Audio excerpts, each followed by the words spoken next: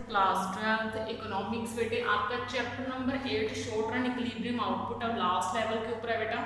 इसमें हमने क्या करा था, प्रीवियस वीडियो में मैंने आपको समझाया था कि सेविंग और इन्वेस्टमेंट फंक्शन कैसे इक्विलिब्रियम लेके आते हैं। ठीक है, आज हम करेंगे कि अगर इक्विलिब्रियम ना हो, मीन्स सेविंग और इन्वेस्टमेंट फंक्शन एक दूसरे के इक्वल ना हो, तो हम उनको इक्वल कैसे लाएंगे। जैसे हमने वो नहीं पढ़ा था कि एग्रीगेट डिमांड अगर एग्रीगेट सप्लाई से ज़्यादा हो या एग्रीगेट डिमांड एग्रीगेट सप्लाई से कम हो तो हम कैसे इक्विलिब्रियम का लेवल बनाते हैं, वैसे ही हमने सेविंग और इन्वेस्टमेंट फंक्शन का सीखना है। अब देखो, पहली कंडीशन है what happened if saving greater than investment. अगर सेविंग इन्वेस्टमेंट से बढ़ जाए तो क्या होगा। पहले आपको सेविंग का मीनिंग पता होना चाहिए, इन्वेस्टमेंट का मीनिंग पता होना चाहिए। वैसे समझाया है, मैं फिर भी समझा रही हूँ। सेविंग का मीनिंग है कि आपने अपनी इनकम में से कितना पैसा बचाया। इन्वेस्टमेंट का मीनिंग है कि आपने अपनी इनकम से कितना पैसा बिजनेस में लगाया। ठीक है, तो आगे देखो, अब ये चीज़ है कि अगर सेविंग आपकी बढ़ जाए, यानी कि आप सेव तो ज़्यादा करो, लेकिन जो प्रोड्यूसर्स हैं अगर वो इन्वेस्टमेंट कम करें तो क्या कंडीशन होगी। अगर देखो इन्वेस्टमेंट कम हो जाएगी, अब चीज़ों को ज़रा ध्यान से समझना। अगर इन्वेस्टमेंट कम हो जाएगी, इन्वेस्टमेंट कम होने का मीनिंग क्या है कि सप्लायर्स सप्लाई कम करेंगे चीज़ों की और आपकी सेविंग ज़्यादा है, आप पैसा ज़्यादा बचा रहे हो। आप जब पैसा ज़्यादा बचाओगे तो आपको ना पहले ये पता होना चाहिए कि इन्वेस्टमेंट करते कैसे हैं, सिस्टम क्या होता है इन्वेस्टमेंट का।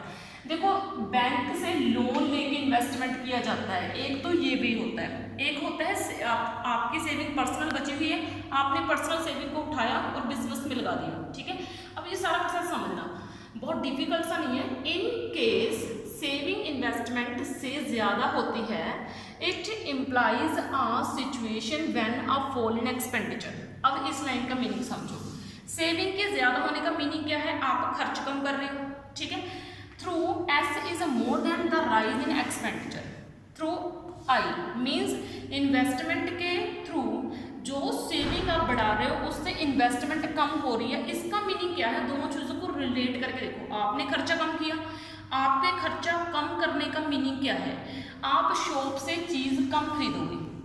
ठीक है, देखो आपने सेव किया पैसा, लिंक जोड़ रही हूँ मैं चीज़ों का। आपने सेव किया पैसा, शॉप है, शॉप में से आप इसका मतलब चीज़ कम खरीद रहे हो क्योंकि आपने तो पैसा बचा रखा है ना। तो प्रोड्यूसर को क्या हो जाएगा, लॉस हो जाएगा, क्योंकि आप तो उससे चीज़ खरीद नहीं रहे, उतनी नहीं खरीद रहे जितनी आपको खरीदनी चाहिए। क्यों, क्योंकि आपने तो सेविंग कर रखी है। तो प्रोड्यूसर लॉस से बचने के लिए क्या करेगा, अगली बार जो है मार्केट से चीज़ें कम उठाएगा, यानी कि अपनी शॉप में चीज़ें कम लेके आएगा।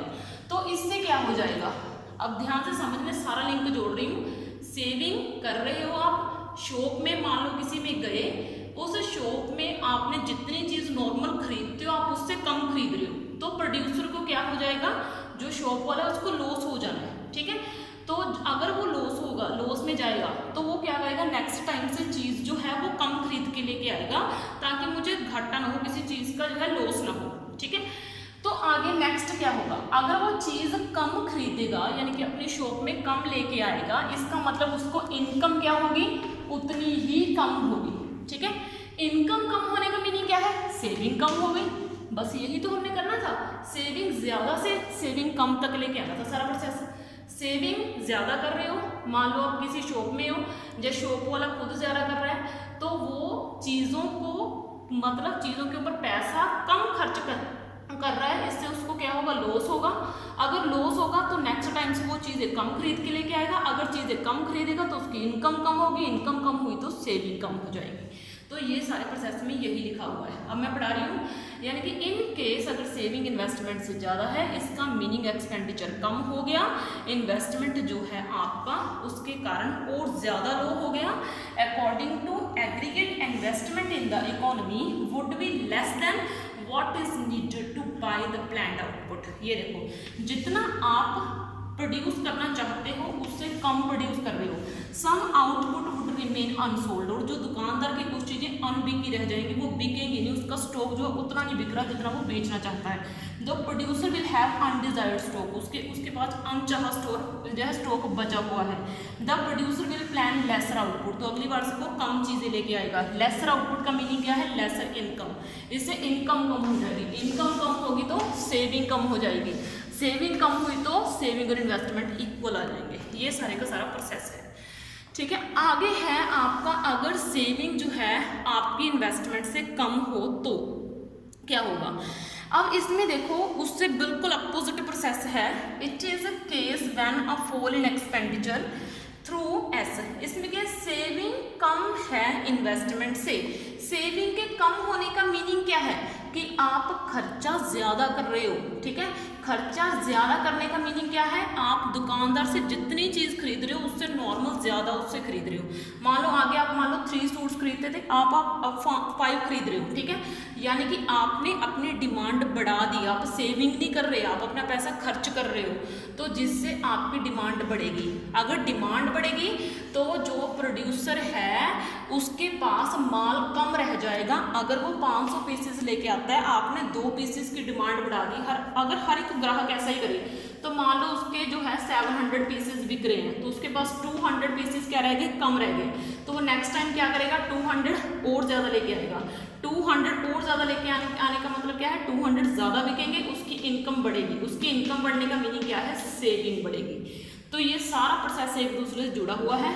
सबसे पहले मान लो आपने डिमांड बढ़ाई, ठीक है। डिमांड बढ़ाने के ऊपर जो है आप शॉप में गए, आप खर्च ज़्यादा कर रहे हो नॉर्मल से, तो मान लो दुकानदार के पास 200 पीसेस आपकी डिमांड से कम रह गए, तो उसने क्या करा? नेक्स्ट टाइम से ज़्यादा पीसेस लेके आए। ज़्यादा पीसेस लेके आने पर उसके ज़्यादा बिकेंगे, ज़्यादा बिकने पर उसकी इनकम ज़्यादा होगी, इनकम ज़्यादा होने के ऊपर उसकी सेविंग बढ़ जाएगी। और हमने यही तो करना था, सेविंग कम थी उसको बढ़ाना ही तो था। ये सारा प्रोसेस मैंने इसमें लिखा है। It is case when a fall in the expenditure through S is less than the rise in investment according aggregate demand. ये देखो एग्रीगेट डिमांड ज़्यादा हो जाएगी, ठीक है। What is required to buy the planned output, जो उसकी उम्मीद से ज़्यादा है। It is a situation when aggregate demand, यानी कि जो चीज़ आप मांग रहे हो वो एग्रीगेट सप्लाई से ज़्यादा है। Producer will suffer the loss of unfulfilled demand, वो आपकी डिमांड को पूरा नहीं कर पा रहा, और प्रोड्यूसर क्या करेगा? प्रोडक्शन को हाई कर देगा। प्रोडक्शन को हाई करने का मीनिंग क्या है? उसकी इनकम हाई हो जानी है। इनकम हाई होने का मीनिंग क्या है? उसकी सेविंग हाई हो जानी है। तो इस वीडियो में इतना ही, बाकी आपका नेक्स्ट में। Thank you.